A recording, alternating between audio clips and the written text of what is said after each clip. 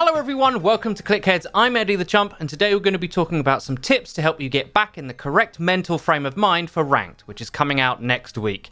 Unrated games can be competitive in Valorant, particularly if you're playing in large groups, but Ranked is a totally different matter entirely. There's been some complaints about MMR and the matchmaking for unrated since Valorant's release, and a good thing that competitive mode will bring with it is much stricter skill-based matchmaking. This means you'll be competing against players at your own level most of the time, and while that's good, it also brings with it some added pressure. So we thought we'd make a list of the things you can do to best prepare yourself for this much harder environment. Warm-up drills. Now this sounds redundant, but really isn't. Before you jump into ranked matches, you want to get yourself a structured warm-up routine in the practice range. Ranked matches will expect you to hit the ground running, so you don't want to be starting off cold.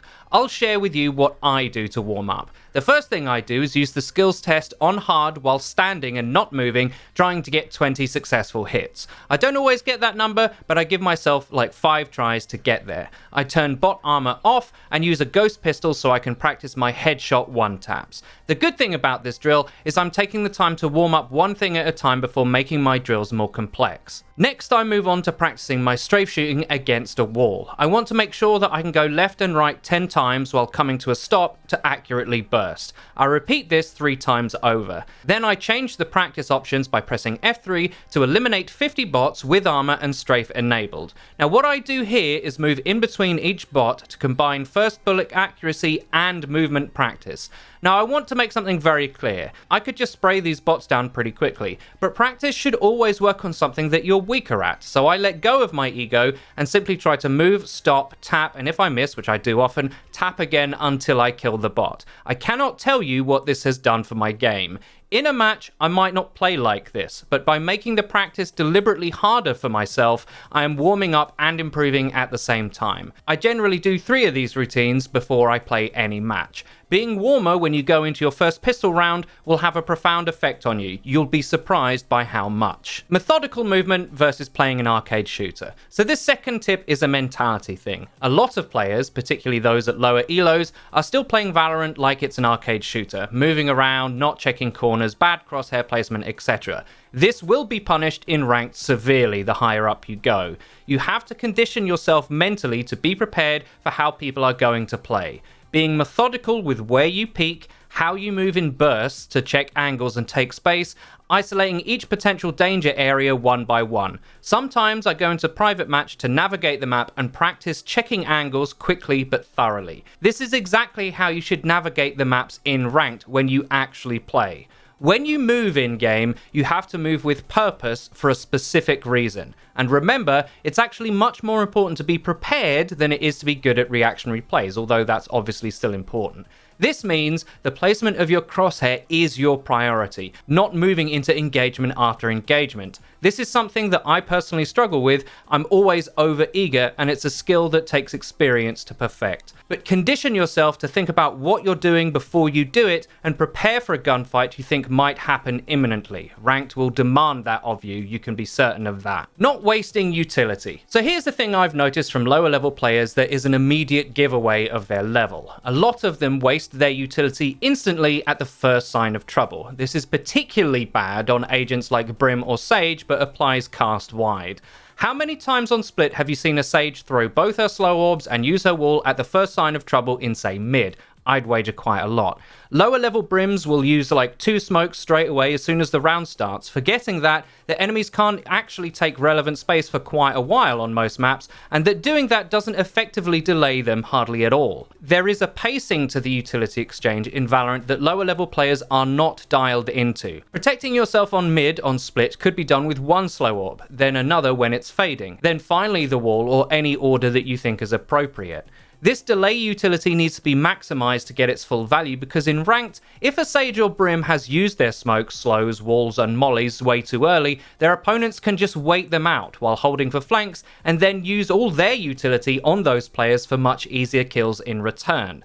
Wasting utility early is like playing poker, but showing everyone your cards immediately as you get them. It makes you easy to read and outmaneuver. Think of it like this. Delay utility is at its most potent when it's used to interrupt a team that has committed to something by using their own utility to try and take space. So try and save it for that purpose. The same is true for utility of all functions, and very rarely is the correct use of it immediately as the round starts. Utility is used for applying or relieving pressure. Don't use it when that dynamic hasn't even begun to shape up yet. Trading. Okay, so this is a concept I could talk about forever, as it's actually incredibly complex, but let's begin with the basics. At a fundamental level, games like Valorant or CSGO are built around trading kills out. This is especially true when attacking, as it's more favourable in that context, but I'll talk about other contexts in a different video. We get a lot of gameplay submissions to try and help people improve, and the single biggest flaw we see amongst lower level players is their inability or unwillingness to trade their teammates. Because Valorant is single life, as in when you die you don't respawn until the next round, there can be a tendency to play your own life at all costs. This is understandable, and there are more advanced concepts in the game that require you to do this on purpose, but for beginners, it's an incredibly bad habit to get into. Sitting in a corner and not watching anything and letting someone go into danger alone is a very easy mistake to make. Firstly, if your teammate dies unchallenged, you're now down in numbers, which has many negative effects. Map control, information game, etc. But more than that, when you do that, you're effectively baiting your team. Baiting, again, is more complex than simply it's bad, but as a rule, even if you are baiting, you want to be in a position to take advantage of that bait play. Say you and a teammate are trying to entry double doors on Haven. If you are behind your teammate and they get killed from window, but you don't trade the frag back, that window player has created a serious advantage for his team. He's killed one, got out alive, and has info on where you are. This allows his team to reposition depending on their other reads across the map. Playing to trade on attack is the very first gameplay principle you should burn into your mind. It is the gateway to how the game is actually played at a high level, and too many players are scared to do it because it brings with it the danger of death. But here's what I'll say to you about that. Forget the fact that you could die. Doing anything in Valorant can get you killed. Fights are inevitable, they are going to occur, that is just a fact. So prepare yourself to make your deaths count. Defenders do not want to just trade out one-to-one. It's bad for them, as they have to spread out to cover multiple sites, but attackers can choose to bunch up. If you trade out 2 for 2 on one bomb site, it's very likely the other defenders are at another site or at least rotating to you. If you entry and get 1 but then die and your teammate trades for you, that's a huge play. You're now up in numbers and likely have a site safe to plant. Trading on attack is the bedrock of tactical shooters. Play to support your teammates, don't let them die for free, that's how you lose matches. Stats aren't important, victory is. Economy, learning when to save and when to buy. Again, this is basic, but in unrated, buying discipline is very lax. In ranked, poor economy management will lose you matches before any shooting happens. Understand this, you want to maximize the amount of rounds where you have full access to a buy. That means heavy shields or utility and a rifle. To do that, there will be rounds where some of you have enough to buy and some of you don't.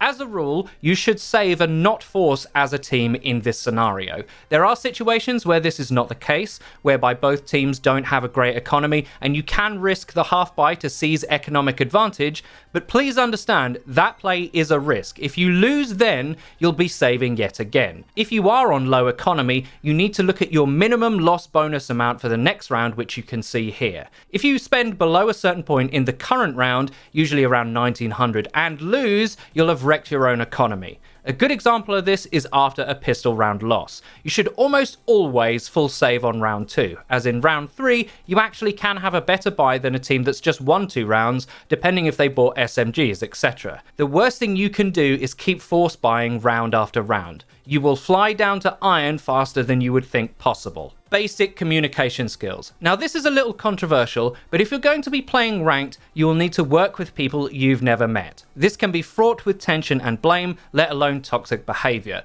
But overall, at least trying to communicate with your team in some way is better than just playing for yourself. Calling where you died, how much you injured people for, where the enemy is, footsteps you hear, everything is relevant in the larger meta of the game. If you don't want to plug a mic in, bind the ping function to something you can access quickly, and remember, pressing M will bring up the map, and you can ping locations on there too. These kinds of games are hard and stressful, and people can be really toxic, but if you don't give any info at all, you're doing your team no favours. Don't expect to rise up the ranks if you're not willing to communicate. Just a quick tip, don't lecture your teammates even if you think you know what the right play is while they're playing. That's a fast track to Tilt Town, and no offence, but unless you're immortal and above, you probably don't know enough to be lecturing anybody as they play. Give info and not opinions. Not watching the same angles as your teammates. So for our final tip, we're going to discuss something that can happen to everyone. When attacking a site or defending one, it can be very easy to watch exactly the same thing as your teammates. This is bad for fairly obvious reasons. If you're defending a site on bind with 3 players, but you're all watching short, guess what happens? Someone comes out of bathrooms and shoots players in the back. The reason why I put this after communication is precisely because you'll need to get used to coordinating what you're watching to do anything effectively. It's not just defensive angles, but as you're attacking, say you're behind the first player in, you want to be holding a different angle to the one that they check first. The reason for this is, it's impossible to check everything. You want to reduce what that entry player has to worry about so that they can concentrate on 1 or 2 angles max. Otherwise, they'll just be looking around frantically, worrying about dying from everywhere. Too often in unrated or low ranked matches, all the players are looking in one direction, leaving themselves open to easy flanks or off angles. Get used to trying to cover your teammates or asking them to cover you. It will help immensely. And that's about it for our tips for ranked play for when it comes out. I really hope you enjoyed the video. If you like the content on this channel, please hit that subscribe button and click the bell icon so you get notified when we upload. Also, please do check out our Facebook stream. We are no-lifing Valorant over there, and it would be great to see some of you in the chat. Until next time.